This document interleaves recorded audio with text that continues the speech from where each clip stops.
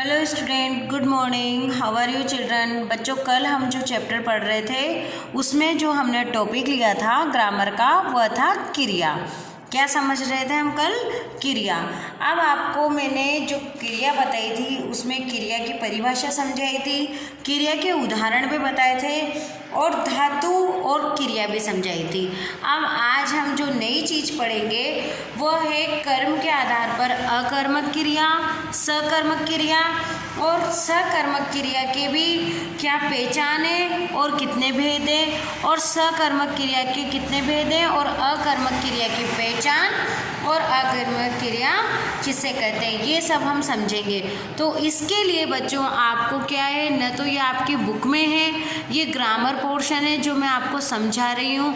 आप इसको ध्यान से समझने के लिए, इसको डिटेल से समझने के लिए आप अपने पास एक रफ रजिस्टर या रफ नोटबुक और पेंसिल इरेजर रखें। जो आपको लगता है कि मैम की जो बात ध्यान से सुनी जा रही है, जो काम की बात है, जो पॉइंट के रूप में आप इसे लिख लें। जैसे कि सबसे पहले आपने लिखा क्रिया। अब आप इसको अभी तो रफ लिखेंगे, फिर जब आप फेयर में अपनी नोटबुक में उतारेंगे तो बच्चों ये जो टॉपिक है जो सारे हम समझ रहे हैं ये आगे चलकर भी आपके काम आएंगे। इनको मैं डिटेल में समझा रही हूँ।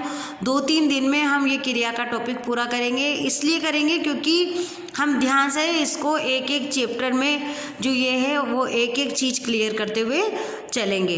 पहले जब आप छोटी क्लास में थे तो आपको सिर्फ इतनी सी पहचान थी कि क्रिया किसे कहते हैं और क्रिया शब्द बताइए, पर अब क्रियाएं कौन कौन सी होती है, इनकी पहचान कौन कौन सी होती है, ये सारी चीज़ें हम समझेंगे।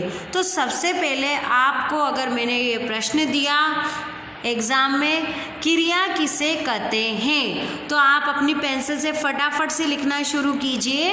आप आंसर लिखेंगे जिन शब्दों से, अभी आप लिख सकते हैं, फिर जब आप वीडियो देखेंगे तो आप उसमें एक एक चीज़ करेक्ट करेंगे। जैसे शब्दों के बाद द के ऊपर जो मात्रा लग रही होगी उसमें बिंदी आएगी। हम छोटी छोटी सी गलतियां करके हमारे मार्क्स लेस करवा लेते हैं। और हिंदी को आप कभी भी इजी मत समझो, इसमें बहुत सारे नियम हैं, बहुत सारे परिवर्तन होते रहते हैं, इसलिए हिंदी को भी हमें ध्यान से पढ़ना और समझना चाहिए। तो जिन शब्दों में से किसी काम के करने या होने का ज्ञान होता है वे क्रिया कहलाते हैं। जिन शब्दों, अब शब्दों के बाद बिंदी देख रहे हैं बच्चों आप, जिन शब्दों से किसी काम के करने या होने का ज्ञान यानी पता चलता है उसे हम क्रिया कहते हैं। अब जैसे मैंने कल उदाहरण बताया था, लड़की नाच रही है, वंदिता पढ़ रही है, सोनम खाना खा रही है, राहुल हंस रहा है। तो हंसना, खेलना, पढ़ना, रोना, गाना, सीना, बुनना, ये सब क्या है, हमारी क्रिया है। जब आप छोटे क्लास में थे तो आपको बताया था कि ना शब्द जिसके पीछे आ जाए वो क्रिया आपकी पहचान है। पर अब बड़ी क्लास में आ गए आप, नेक्स्ट ईयर आप और इससे बड़ी क्लास में जाएंगे, प्रमोट होंगे, तो आप इस तरीके से जब सीखेंगे इसके डिटेल तो हर छोटी छोटी चीज़ को आप बड़ा रूप में समझेंगे। अब आप देखते हैं कि धातु और क्रिया जो कल हमने समझी थी उसका ही दौरान करवा रही हूँ मैं आपको। धातु और क्रिया क्या थी, तो अब आप देखिए धातु और क्रिया। धातु और क्रिया देखिए, धातु किसे कहते हैं और क्रिया किसे कहते हैं। धातु और क्रिया में क्रिया का जो मूल रूप है क्या है बच्चों, ध्यान से समझिए इस लाइन को। धातु किसे कहते हैं, जो क्रिया का मूल रूप है वह धातु कहलाता है। अब धातु क्या है, कौन सा मूल रूप है, तो जो शब्द के पीछे जो ना जुड़ रहा है, क्या जुड़ रहा है, ना जोड़ने से उसका सामान्य क्रिया में क्रिया रूप कहलाता है। जैसे पढ़ प्लस ना तो पढ़ना, पढ़ प्लस ना तो पढ़ना, बैठ प्लस ना बैठना, पढ़ना बैठना। तो ये पढ़ हो गया हमारी क्रिया और ना हो गया हमारा धातु। जो दो धातु का रूप, धातु का कौन सा रूप हो गया, ना का रूप, जो धातु का रूप है वही हमारी सामान्य क्रिया बनती है। जैसे कि पढ़ना, बैठना, लिखना, उठना।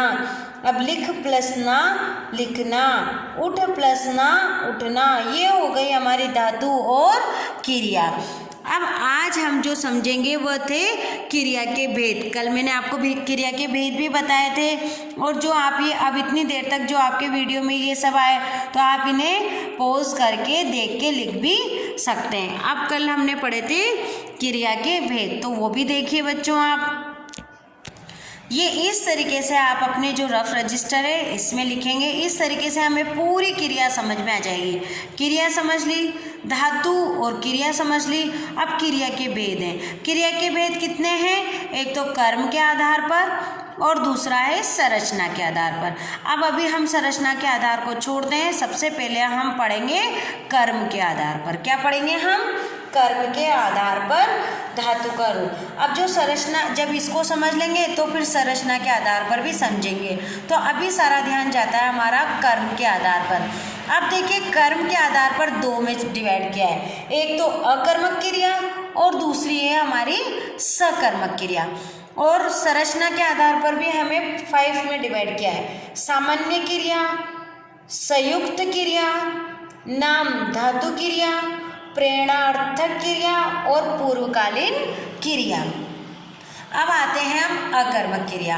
अब अकर्मक क्रिया क्या है? कर्म के आधार पर दो क्रियाएं। कौन कौन सी होगी? सकर्मक और अकर्मक। अब अभी सबसे पहले हम अकर्मक को पढ़ते हैं। किसको पढ़ेंगे? अकर्मक को। तो जिन क्रियाओं में क्या लिखा है अकर्मक क्रिया? कि जिन क्रियाओं में कर्म की आवश्यकता न पड़े, कर्म की आवश्यकता नहीं पड़ती है, उसे अकर्मक कहते हैं। अब आप कहते होंगे कि कर्म क्या है, उसकी आवश्यकता क्या है? तो आप देखो, विदुषी नाच रही है, प्रखर दौड़ रहा है, राम खेल रहा है, मोहन पढ़ रहा है, इसमें कहीं भी कर्म नहीं है। डायरेक्ट क्या है ये, इसमें कर्म की आवश्यकता नहीं पड़ रही है, डायरेक्ट क्रिया बन रही है।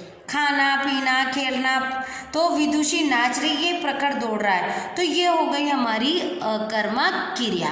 अब अकर्मक क्रिया की पहचान क्या है ये भी आप समझेंगे।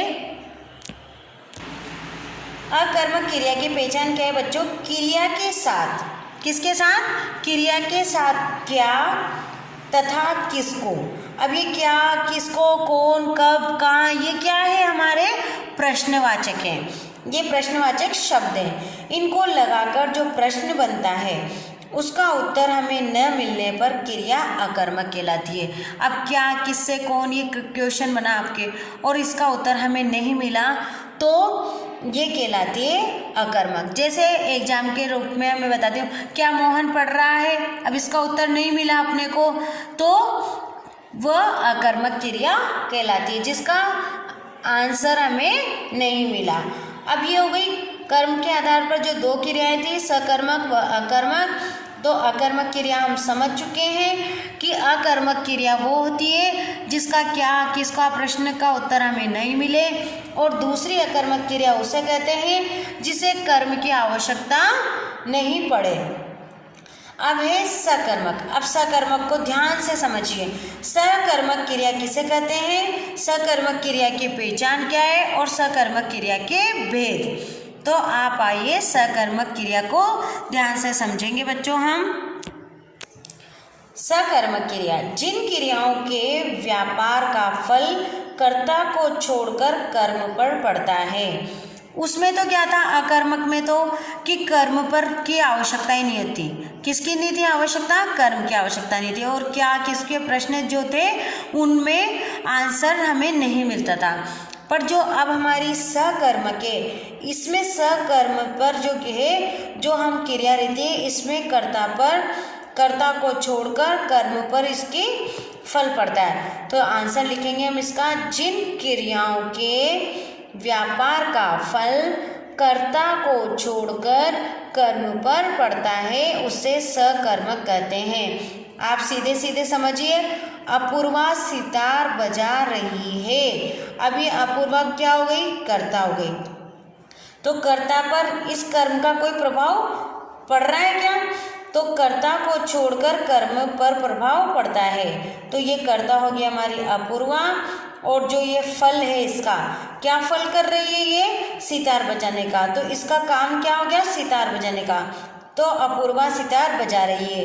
माली पौधे में पानी दे रहा है। अब सकर्मक क्रिया की पहचान देखो। क्या और किसको लगाने पर जो प्रश्न है उसका उत्तर हमें इसमें मिलता है और अकर्मक में हमें उत्तर नहीं मिलता है। अब है सकर्मक क्रिया के भेद। अब बच्चों सकर्मक क्रिया में भी दो भेद होते हैं। एक होता है एक कर्मक और दूसरा होता है द्विकर्मक। अब एक कर्मक में क्या है, द्विकर्मक में क्या है, ये देखिए। एक कर्मक क्या है, जिस क्रिया का केवल एक ही कर्म हो उसे एक कर्मक कहते हैं और जिस क्रिया के दो कर्म हो उसे द्विकर्मक कहते हैं। अब एक कर्मक के उदाहरण और दो कर्मक का उदाहरण समझते हैं। विद्यार्थी प्रश्नोत्तर लिख रहे हैं, अध्यापिका पाठ पढ़ा रही है।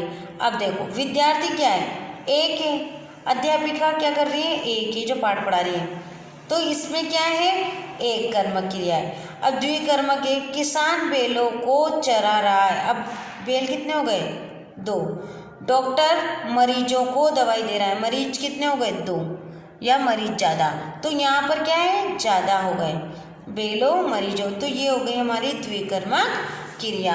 तो बच्चों ये आज हमने क्रिया का दौरान किया। क्रिया किससे कहते हैं, क्रिया के आधार के रूप में संरचना की, मतलब आधार बांटे की पहचान बताई आपको कि क्या क्या क्रिया है, संरचना के आधार पर कितनी क्रियाएं हैं, कर्म के आधार पर कितनी क्रियाएं हैं। अब कल हम जो पढ़ेंगे वो पढ़ेंगे संरचना के आधार पर क्रिया। तो आज जितना पढ़ाया है, समझाया है, उसे ध्यान से पढ़ना है, समझना है। Thank you.